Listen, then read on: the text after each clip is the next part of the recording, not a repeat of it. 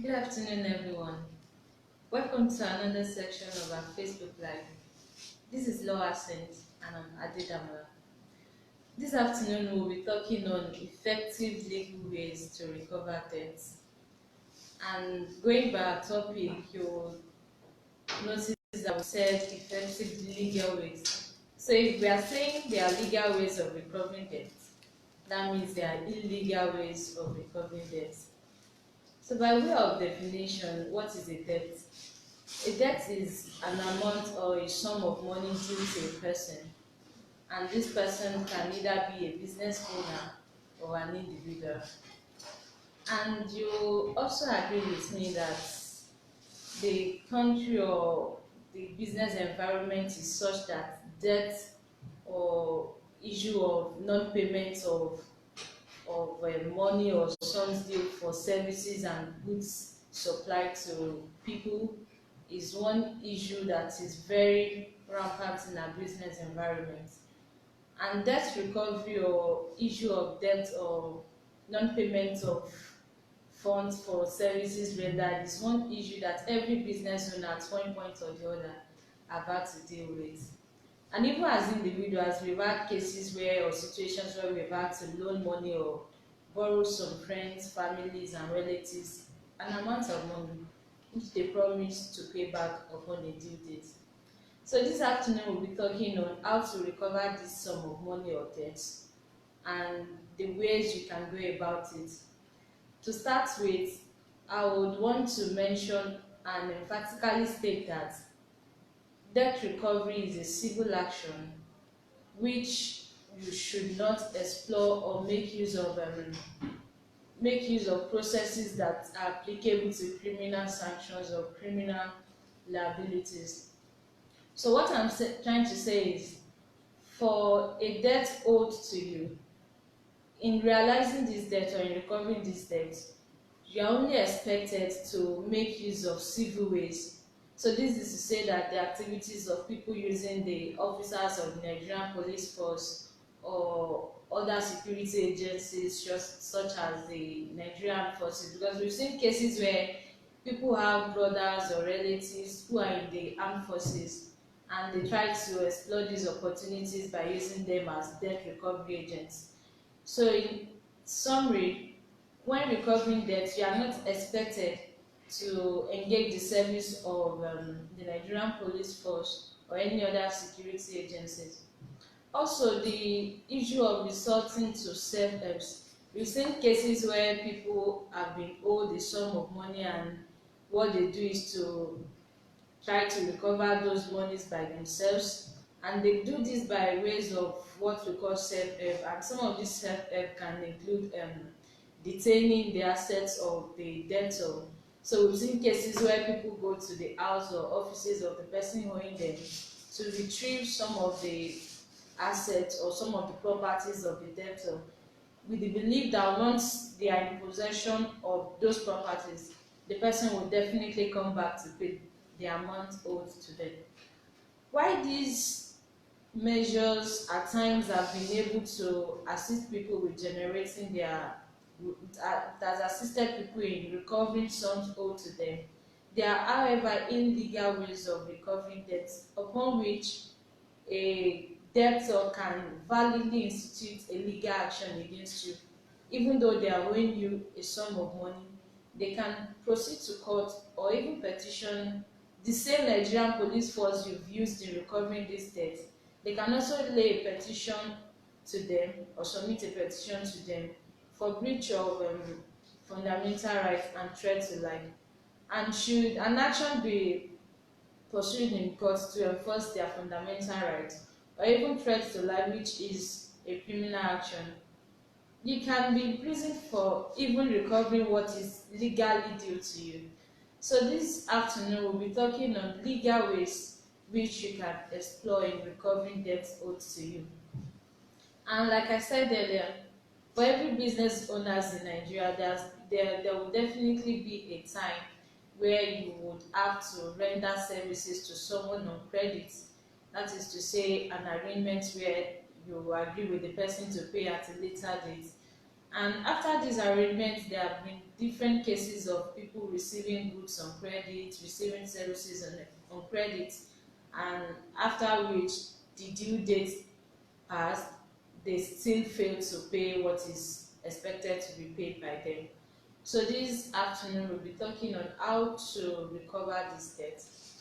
And the first thing on debt recovery is we will always advise that you have an agreement. It can either be written or oral, but it is advised to have it written down for the purpose of establishing cases of debt, because a written document speaks for itself than an oral agreement. So when drafting an agreement to loan or agreement to supply services on credit, or when issuing invoices, you should particularly state the due date, that is the date the person who is receiving these goods and services is expected to pay back what is due to you. So having done that, the next step is to wait for the due date, because an action can also be maintained where you try to recover a sum which is necessarily due to be paid to you before the due date. So you also need to wait for the due date, that is the date to you both agree that the sum should be paid to you. So after due date has passed, what is expected of you? The first thing that is basically expected or reasonably expected is that you send a reminder to such persons. These reminders can be by way of phone calls, it can be by way of SMS, it can be by way of electronic mail, because this is a digital age. So you can also send reminders via electronic mail. Another way of sending reminders is via a letter. You can do that via a letter, and most times we title it a demand letter.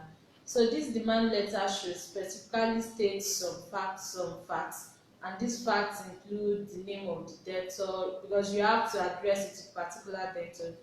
This the demand letter should state the name of the debtor, so that there won't be dispute as to the fact that the letter was addressed to another person. So you should state the name of the debtor, the services or goods which was rendered, or if it's a loan, you should state that it was a loan given to such person. And you should also state the due date, that is the date expected that person ought to have paid the money. You should state that in your demand letter. Then finally, your demand letter should give an ultimatum, that is a deadline for payment of the money, because the initial due date has passed. Now you are giving the person or the debtor another grace and extension of time within which the person is to make payments to you. So it is expected that your demand letter should clearly state a number of days within which the person is expected to remedy the wrong that has been committed to you. And most times this deadline is usually between the number of 7 to 14 days, but basically we advise 37 days. So after the service of the demand letter or the delivery of the demand letter to the person, you're expected again to wait for the number of days which you've given the person. That is what I call the grace period. So after expiration of this grace period, what is the next thing to be done? Remember, I've said that we should not explore illegal ways, that is the use of security agencies or the use of threats or the use of seizures of the properties of the debtor. So these steps should not be resolved till after 7 days or the grace day you've given to the debtor. So the next step to explore, the next alternative duty, or what is expected again to do, is you can also resort to mediation. So mediation involves the use of third parties to talk to the debtor. You can, in each state we have court houses where people are permitted to explore mediation. So you can resolve or walk into these court houses or alternative dispute resolution houses, and you submit your claim to them. That is, you give them your demand letter. If you have any agreement that has been executed between you and the debtor, you also give them that, and you just furnish them basic requirements and details about the basic details about the loan that is due to you and measures that you've also taken in realizing this loan. So after this, the mediators or the mediating house, which can be the alternative dispute resolution court house, for example in Lagos we have the Lagos Multiple Court House, they will notify the debtor and invite him, and parties can also discuss on amicable ways of resolving these disputes.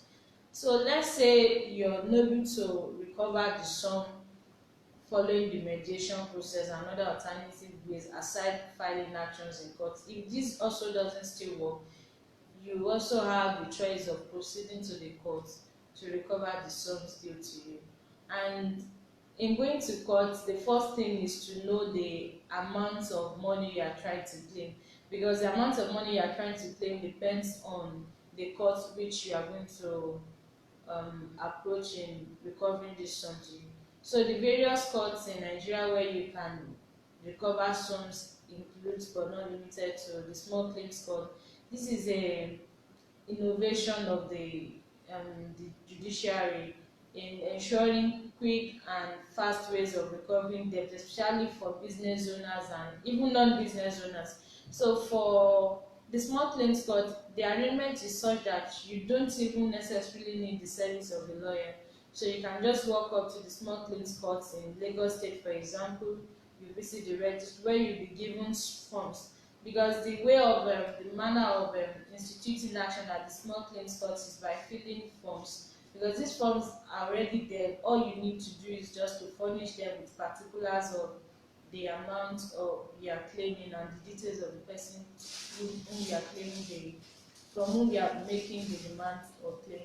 So you are expected to fill these forms, and after filling the forms, the court would set the processes or the court papers on the debtors themselves. You don't have to do that. The court will do that themselves. So aside from the small claims court, we have the magistrate court, we have the high court, and for these classes of courts, there is a limit to their jurisdiction. That is the limit to their power. So for example, the small claims court I mentioned, if what you are claiming is below 10 million naira, it is expected and reasonably expected that you go to the small claims court, because it has the power to recover sums below the sums of 10 million. So if what you are claiming is above 10 million but less than 20 million, it is expected that, sorry, for small claims court the limit is 5 million. So if what you are claiming is below 5 million, you are expected to go to the small claims court. If what you are claiming is below 10 million but more than 5 million, you are expected to go to the magistrate court. And once your claim is above 10 million, you have choice to go to the high court of the state. So having said that, another thing you need to note and understand is the fact that there is a limit to when you can recover sum due to you. So for example, if you made a transaction or you loaned someone an amount of money in 2010, the provision of the law is that you have to recover same within 6 years, and if it's a mortgage transaction, you have to recover same within 12 years. So if after expiration of these years, which it is expected that you recover the sum due to you, you are still unable to recover the sum, what we call the statute of limitation will apply, and this is to say that you won't be able to recover this debt again, and this is what we call bad debts. Bad debts are debts that are long overdue and parties or creditors can no longer enforce their rights of recovery over. But you can revive this your ability to recover sum owed to you. And what I'm saying is, even though the law says that there's a limit to when you can claim sums owed to you, there is also provision to the effect that even after this deadline given to your duration within which you can recover some owed to you, you can revive this debt. And ways of reviving it is by you can send a demand letter again, even after expiration of 6 years. You can send a demand letter to the debtor again, and once you send this demand letter, once the debtor acknowledges the sum you stated in your demand letter, this automatically revives the duration or revives the agreement to pay back what is owed to you. So this is to say you have another 6 years again within which you are to recover the sum owed to you. Then another way or another measure that can revive the issue of limitation is when part payment has been made. So for example, a person has paid part of the sum and the person fails or is yet to complete payment. This also revives the doctrine or issue of limitation within which a person is set or is expected to pay some due to you. So these are legal ways that are expected of you in recovering some. By way of recap, I've mentioned that you have to promptly remind the debtor. Aside reminding the debtor, you can also serve or deliver to the debtor a letter of demand. And after letter of demand, I mentioned that you can explore mediation, that is, you invite third parties. And even the mediators might not be lawyers, they are not necessarily to be officers of the court in charge of that alternative dispute resolution. You can also refer or explore, make use of people who you feel the debtor responsible to. They can also mediate between parties, that is between you and the debtor. They can also encourage the debtor to pay back what is owed to you. Then if all these mechanisms, if all these measures does not bring back what the debtor is owing, or if you are unable to recover the sum due to you, the last resort is to go to court. And I've talked about the types of courts or the courts which you can enforce this action for recovery of sum owed to you, which are the small claims court. But note, however, that small claim court is not we don't really have small claims court in all the 36 states of the federation. Very few states have small claims court. For example, there's Lagos State and Kano. These two states have the small claims court. Other states are still trying to review their judicial system and try to cover up these small claims.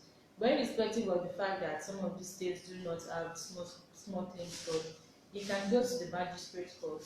You can also go to the high court to recover some owed to you. Then we also have some debt recovery agencies. You can also employ the services of these debt recovery agencies. They would also assist in recovering some owed to you.